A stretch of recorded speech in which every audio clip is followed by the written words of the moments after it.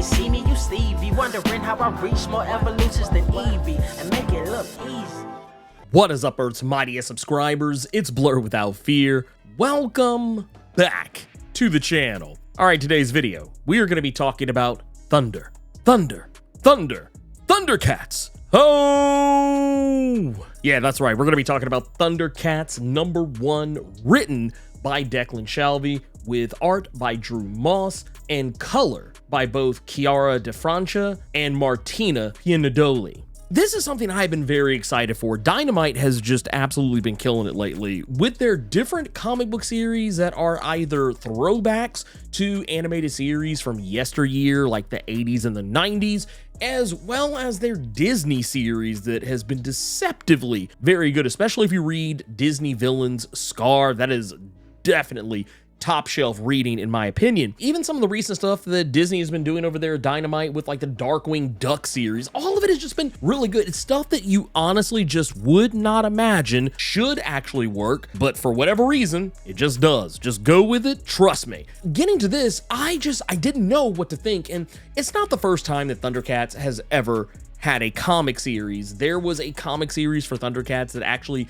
dates back to 1985 and 1987. They also had a Wildstorm series in the early aughts, like roughly around 2004 and 2005. And there are other little things kind of sprinkled around in there here and there. But I think the most recent thing we had seen out of Thundercats was actually from DC Comics. There was a He-Man Thundercats crossover in 2016, 2017. I never actually read, but it doesn't matter because none of that has anything to do with this. This new Thundercats series is a return to the original animated series. I actually talked about this with Carter on the Blerd Cave, I want to say maybe a couple of months prior, but when we were talking about this, we learned that Declan Shalvey had already kind of given the game away about what this series was ultimately going to be about. This is not like Gargoyles, where it's a continuation of the original animated series, nor is it a continuation of the 2011 Thundercats series. This is also not a retelling of the 2011 Thundercats series. This is more of a retelling of the original animated series from 1985. In this, we're actually going back to the original roots of the Thundercats series, albeit with a couple of things either kind of loosely changed or kind of remixed just a teensy weensy tiny bit. The thing I love about the series, and this is something that I kind of feel like when you go back and rewatch old episodes of Thundercats from the 80s, you will quickly realize a lot of the characters are very paper thin. And while this is only just the first issue, one thing that Declan is already doing with the writing regarding these characters is that he's giving them a little bit more meat, even just in little pieces of dialogue. Even characters like Tigra and Chitara, who don't really factor very heavily into the first issue, even they have a little bit more personality than what you would expect. Characters like Wily Cat and Wily Kit, while they were always probably the more charismatic and bombastic characters that you would see on the show, and that's largely because they are both the youngest characters on the show, with the exception of Lion-O, but you know, Lion-O has the body of an adult, so of course you don't really perceive him as a child, even though technically he is a child, but we'll get to that here in just a moment. Also, another thing I can't help but love about the series is the fact that while Panthro has always kind of been coded as black, or at the very least, I know myself as a kid always just thought of Panthro as black, I love the fact that in this, Drew Moss draws Panthro in much the same fashion. I mean, yeah, sure, he's going off of the old designs, but he's also drawing it with his own flair. And I've seen in previous iterations of Thundercats comics where Panthro has been drawn to look less, black coded, but in this, it is very much like you could look at him just like, man, he's got all the hallmarks that just kind of help keep, even though technically it's not really representation, it's kind of false representation, but I still love it because it's still there and it's what I grew up with. It's how I view the character, and I think it's fantastic that it is still present in the series. And yeah, it's fantastic. That part of it just really hit home for me.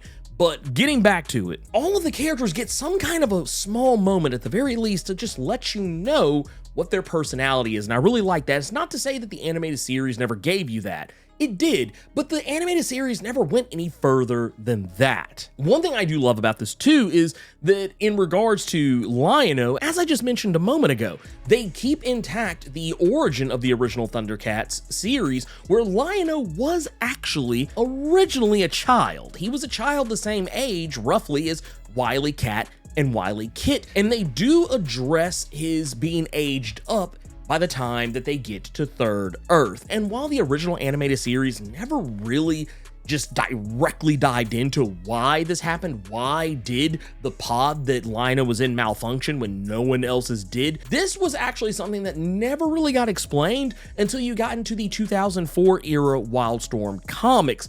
And here, this is probably about the one time I think we really see Declan Shalvey take from something that's outside of the Thundercats canon in this. But for the most part, everything else is about roughly the same, and he has been very open about the fact that he's only really pulling from the 80s animated series. He's not pulling anything from the 2011 series. If there are any similarities between what he's doing and what that animated series did, he has said himself it would be entirely coincidental. But for the most part, this is what he's sticking to, and in this, we see a Lion-O who is young. He is a boy who has been aged up to become a man, and while he is a man, he's only a man physically.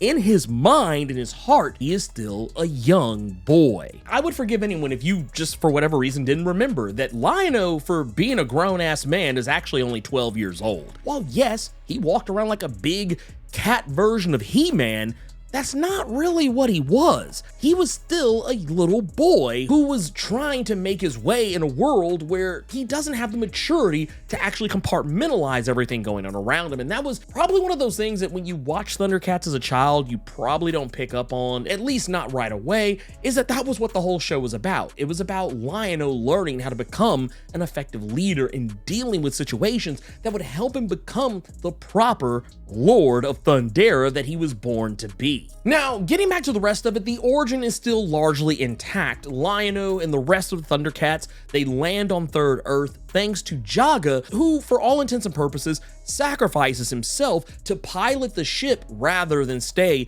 inside of one of the hibernation pods. Because of the nature of how long they were in the pods and the journey from Thundera to Third Earth, this means that Jaga wouldn't live to see them complete the trip. So he, of course, dies and becomes the Force Ghost that we see him as in the animated series. But the thing I love about this is that Lion-O is incredibly hot-headed. And not to say he wasn't hot-headed at times in the old animated series, but because they had to try and set good examples and learn lessons, you kind of had to church him up just a little bit, to the point where, yeah, you saw him act like a child sometimes, but he also had to act like an adult sometimes too, so that he could set a good example. And this series has no such obligation, so Lion-O does come off as incredibly petulant in a couple of spots in this first issue, which I'm perfectly okay with because that's how he should act.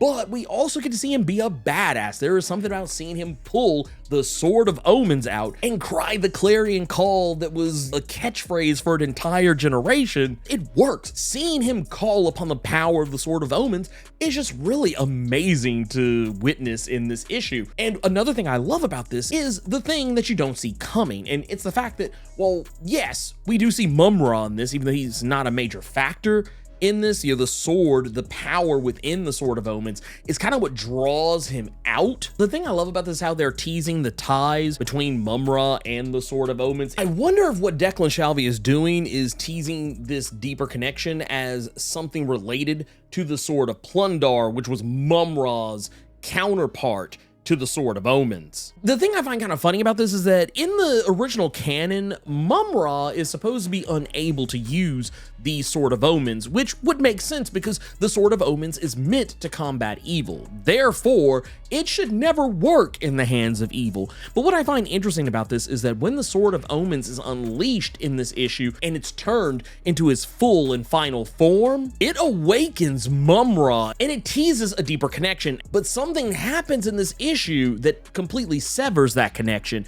And it's the fact that in the original animated series, the Sword of Omens was intended to be nigh indestructible, meaning it is very durable. It is not impossible to break it. There's always the slimmest chance that it can be destroyed, and it was destroyed multiple times across not just the animated series, but even across other comics and other animated series that followed after. But it was always something that managed to be restored, whether it was by Jaga or someone else. That actually happens in this issue, and it's something that Panthro tries to warn Lion-O about, at least not so much the destruction of the sword, but letting Lion-O know that he wasn't ready to properly wield it, and Lion-O tries to wield it anyway in combat against Slithe. Now, of course, the reason why the sword is destroyed this issue, it could be that Lion-O has not completely unlocked the power of the sword, and it's also even implied that the weapon Slithe is using against Lion-O might even be the reason why the sword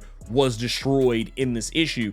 But once again, all of it is hard to say just based on the artistic licenses being taken in this comic, because once again, it's the sword that's destroyed, not the Eye of Thundera. The Eye of Thundera and the Sword of Omens are two completely different things. The Eye of Thundera is the red gem that sits in the Sword of Omens as well, the sword itself. So I don't know, I'm not sure exactly where Declan Shalvey is going with this, but wherever it is he's going, I'm willing to ride with him on it just because I love what they are doing with the series so far. That said, the Sword of Omens is destroyed, and like I said before, the Sword of Omens is nigh indestructible. I'm not worried that the sword is forever destroyed because it has been repaired in the past, and it's just going to be one of those things that Lion-O is not going to be able to rely on the sword in the early goings of the series. I think that is really all that this first issue is really telling me, but not to say that, you know, some lesser creature couldn't come along and destroy it. In the old animated series, the character Tugmug broke the Sword of Omens with his bare hand, so the fact that Slithe was able to do it by just striking the weapon with all his might, with his own weapon that Panthro seems to take note of before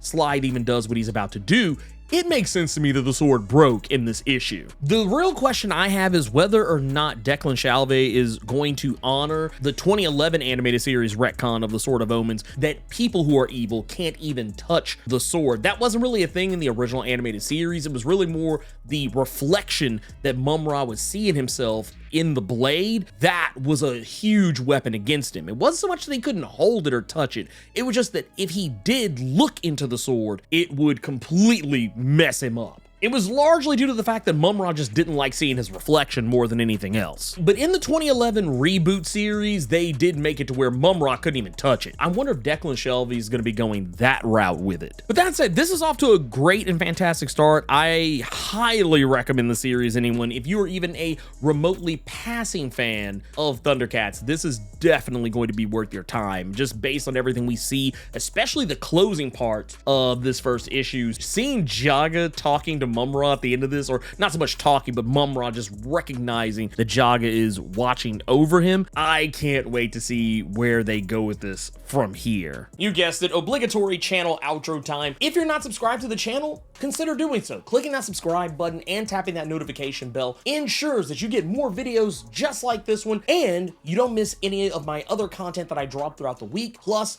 my live streams every Thursday and Saturday. And if you enjoyed the video, make sure you click that like button, keep it plus ultra, and sound off in the comments.